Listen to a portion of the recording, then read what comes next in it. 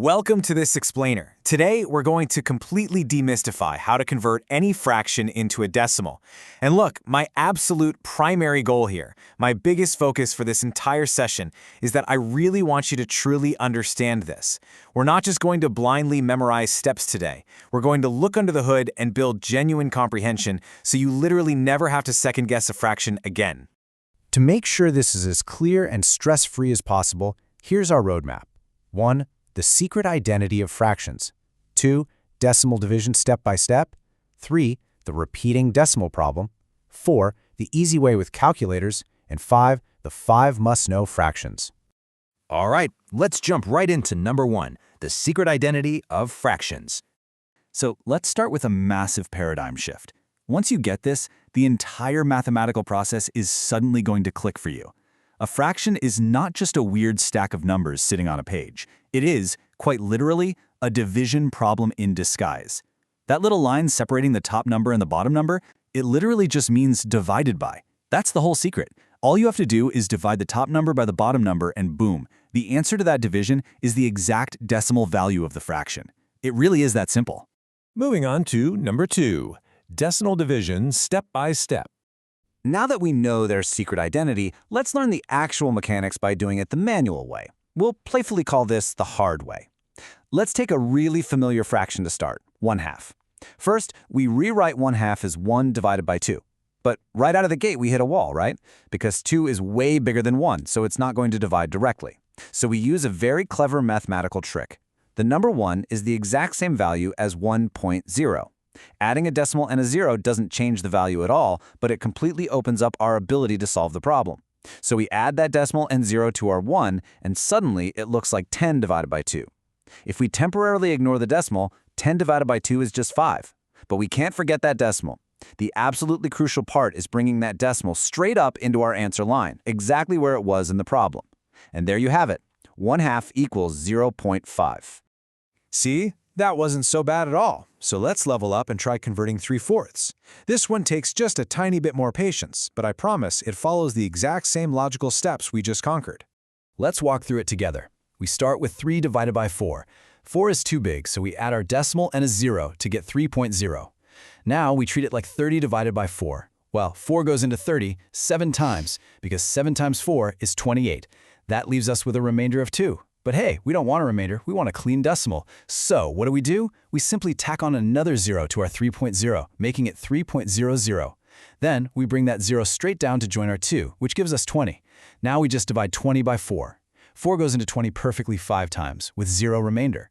We bring our decimal point straight up into the answer line, and we get a nice clean answer of 0.75. Which brings us to number 3, the repeating decimal problem. So far, everything is divided perfectly. We added some zeros, we did the division, and eventually the remainder just vanished. But you might be wondering, what happens when the numbers simply refuse to cooperate? That brings us to a really fascinating mathematical quirk. Let's take the fraction 1/3. You set it up to divide 1 by 3, you add your decimal and 0 to get 10, you divide 10 by 3 to get 9, which leaves a remainder of 1. Okay, no big deal, we know the drill, add another 0, bring it down, but wait, that just brings us right back to 10 divided by 3, which gives us 9 again, and a remainder of 1, again. We are literally stuck in a loop. This creates what's called a repeating decimal. Those 3s are going to go on forever. You could spend the rest of your natural-born life writing out zeros and dividing by 3, and you're just going to keep getting 3s, stretching out into infinity. Since we obviously don't have time to write 3s forever, we manage this by either rounding the number off or drawing a special little horizontal line directly over the repeating digit. That simple little line tells everyone else, hey, this 3 right here, it repeats forever. All right, number 4.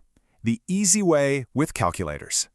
Now let's talk about the real world. Since you've now mastered the fundamental math behind the curtain and you truly understand the why and the how, you have officially earned the right to use the cheat code, your calculator. Because you know a fraction is just division, you just punch in the top number, hit divide, and punch in the bottom number. Instantly, you get 0.25 for 1/4 or that endless string of 6s for 2/3. You're just letting a microchip do the long division that you already proved you know how to do manually. However, as our source playfully reminds us, you should absolutely still practice the manual way every now and then. Why? Well, just in case you're ever stranded on a deserted island, completely off the grid without a smartphone, and you absolutely must finish your math homework. But jokes aside, Having that manual foundation is what makes you mathematically literate. It is the core difference between blindly trusting a machine and genuinely understanding the underlying logic. Finally, number 5. 5 must-know fractions. To save you even more time in your day-to-day life, there's a handful of super common fractions that you shouldn't even need a calculator for. You just want to burn these into your memory. Take a mental snapshot right now. 1/4 is 0.25. Just think of a quarter in your pocket, 25 cents. 1/3 is our repeating threes, 0.333 forever. 1/2 is exactly 0.5. 2/3 is a repeating string of sixes, and 3/4, like 3/4, is 0.75. Knowing these by heart is going to speed up your math immensely, whether you're building a bookshelf, scaling up a recipe, or just budgeting your cash. So, we've come full circle. You now know that a fraction is basically just a disguised division problem waiting for a decimal point and a couple of zeros to reveal its true identity. By understanding the mechanics we unpacked today, you can confidently decode literally any fraction you ever encounter. I genuinely hope this explainer made the concept crystal clear and that you really feel like you understand it now. So my final question to you is this. Armed with this totally new perspective, what hidden division problem are you going to conquer next?